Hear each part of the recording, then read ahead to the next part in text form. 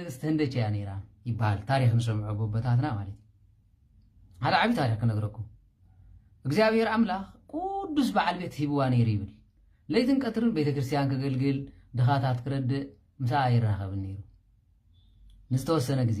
ንሳ ግን ክትበልዕ ክትሰጥ ጓል ንጉስ ስለዝነበረት ጓል ንግስቱን ስለዝነበረት ከምዚላ ምሰብ ዝሕተ ይብል ምስታ ምሳ ዝነበረት ጓል ንስተይት ተለማመደት ይሉ እግዚአብሔር ድማ ነውን ጻድቅ ሰባይ ገዲፍኪ ከማ ከዝመሰለት ጓል ንስተይት ለሚርኪ ይሁሞ ኢሎም አካል ምስረኸባ ሰባይታ ከም ዘነ ዕዋፍ ነው يغيركم سبلا وخلا عف تغيرت يزبلا مالتي عف سب نيرم انسساس تغيروا بمرقم كم زلو تفلتر ها بزح تاريخ كون عنا تفنا له بايزو يصعدوا نفعات سلازخونو تكارتون سلسلوا اليغاتوروس ذا سلستر سزلوا ابزرتا دول زمسل زلوا ناي بلع تقرص زلوا مالتي ازي كابي كم زمصه ولا حنت نفلط ነገር የለን نحنا እኮ ቤተክርስቲያንና እኮ فعك على بحريا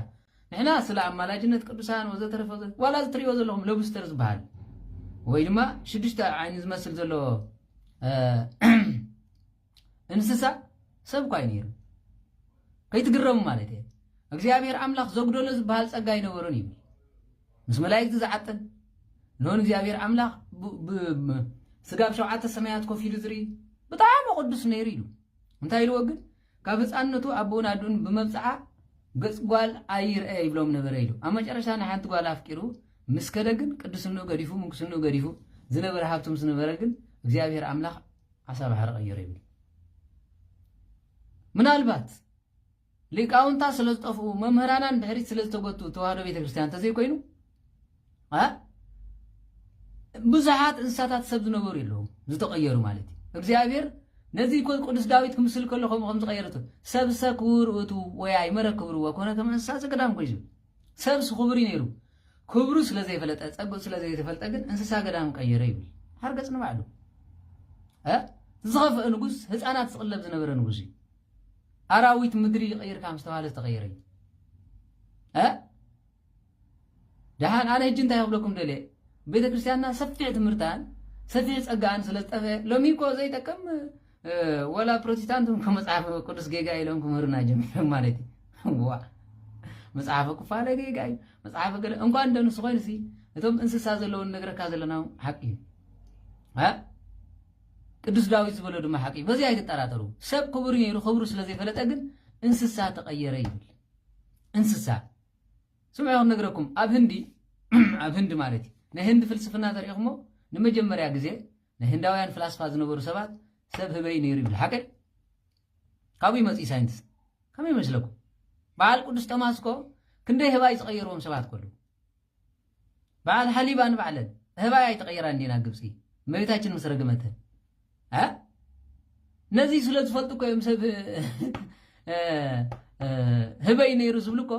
ወዲ ሰብ ነይሩ ናብ ህበይ ዝተቀየረ ስለዝፈልጡ መጽሐፍቲ ስለዘለዎም أمرمر سرز رخبوهم كم زلمبر ساينس دابينا يرس تمارا مير أرخيبه مسلكم منفس كل حاضره استزاروا زي فلتا ساينس يا ترجمرو خمس جيرو مصنعات أصنعيو إذا مصنعاف كرخبو خلو أبهند يوم رخيبهم أبهند دما بزح نجر ترخيبيهم عليك هنداويان بتعم ترر تلبس لزنبرو نهاريات أبسب كذا بتعم شجرتي كابس بحال زنبر عليت هندي برازيل كاب أفريقيا نيجيريا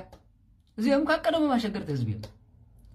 كم مدر دما صدقنا حاتيات انت سكيمات غير مدر غازيت يعني بفلسفنا قال ايزي بقولهم غريكاويان يمنيرهم سلاز بس سلاز خونه كرداكم زلو مسرجا ترلهم مزمور داويت كو ينغركم الله سبسي كبر ينيرو كبر سلاز يفلط اجن انسسا مرور تقيره كو يبلكال خابي تاترغم خابي ها تمصا بمرغم قومس تقيرو مليوم الله تامر ماريام معاذ الله دب زقيرهم علو مليم امن زقيرهم علو نعرض لهم كا نير ترامس كنا خنريكم هنا اب بعل سمجانا غلغل ناون ليبانس زناعقو 70 سبيتن دنگلا زقيرهم علو زب زقيرهم علو وا اخسمس አሁን ሊባኖስ አዛባ ቀይሮም ታሪክ ይብልኩም እንዴ ህዝብ አክሱም አብ ዝነበሩ መጨረሽታ ዋ አይትፈልጥ እንዲሁም አክሱም እንዲሁም አክሱም ከምዝ ባህል አይትፈልጥ እንትርኩም የለን ተጋሩ ሰሚዑም አይትፈልጥ አብ አክሱም ዝነበሩ ህዝቢ በጣም ዝኸፉ ስለ ዝነበሩ ኣብ ዘመን ኣቡነ ሊባኖስ ናብ ዝብ ቀይርዎም ኮይኑ ዳንጭር ዝበሃል ዝብ እኮ መሰረት ዝብ ይኮነን ነይሩ ታሓደ ዝብ ይኮነን ዳንጭር ዝበሃል ኣሎ ወይ ዝብል መሊኡ በዓል ኣብነ ዮናስ ዝቀይርዎም የለው በዓል ኣብነ ፊልጶስ ተንበላት መጽኦም ከቃጽሎም ዝደለየ እንስሳ ዝቀይሮ ዋይ ዘህዝቢ ኣለው መሊኦም እንታይ ድዩ ኮይኑ መስለኩም እቲ ታሪኽናን ቅድስናናን ባዕልና ስለ ዝኸድናዮ እግዚአብሔር ዓብይ ተኣምር ዘየርእየሉ ሰዓት እንዳኸውነ ስለ ዝመፀ እምበር መሊኡ እምበር ንበዓል መምህር ኣእትዎም ክነግርኹም እዮም ገድላት ቅዱሳን መሊኡ ኣሎ በዓል ሃሊባ ዝበሃላ ዝነበራ ንእመቤታችን ከምኡ ዝበላ ዝቀየረን ኣለዋ መሊኡ ስለዚ ብፍላይ ገድላት ቅዱሳን ግደፍ ኢሉ ምዒሉ ኣብ መጨረሽታ ናብ እንስሳ ዝቀየርዎም መሊኦም ኣለዉ መሊኦም በዓል ፒልፓዶርስ ኣይትፈልጡን ኣብዚ ኤውሮጳ ዝነበሩ ኣብ ዘበን ቅዱስ መርቆሬዎስ ሰማዕት ሰበዳእት ዝበሃሉ ዝነበሩ ፍርቂ ገጾም ሰብ ፍርቂ ገጾም እንስሳ ከም ዝቀየርዎም ጻድቃን ኣይትፈልጡን እቲ ሕጂ እኮ መናፍቕ ተዓቢ ዝመፀል ኣነ እኮ ንእግዚአብሔር ኣምላኽ ዝልሙን እንታይ ይመስለኩም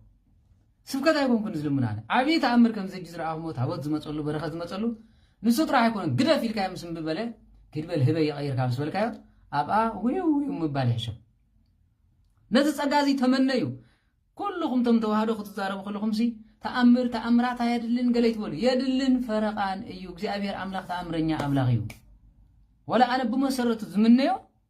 ረጊምካን ጸዲቕካን ተብፅሐሉ ጸድቂ እንድሕር ሃልዩ ኮይኑ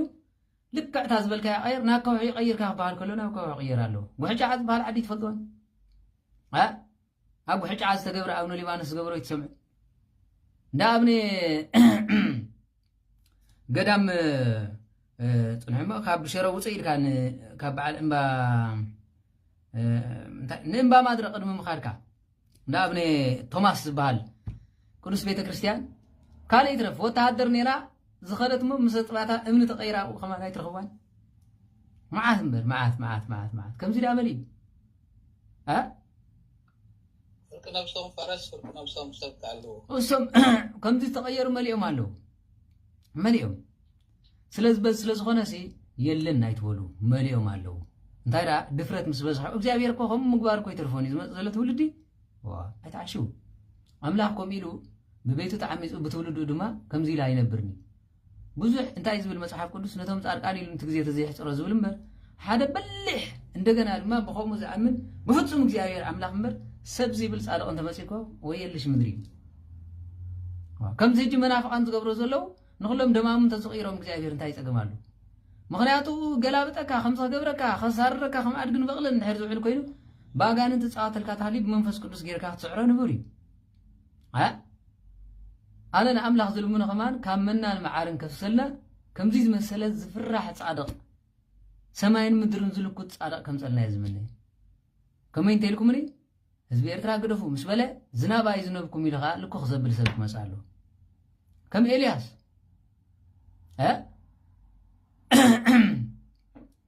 ከምዚ ክትገብሩ ጽቡቕ እዩ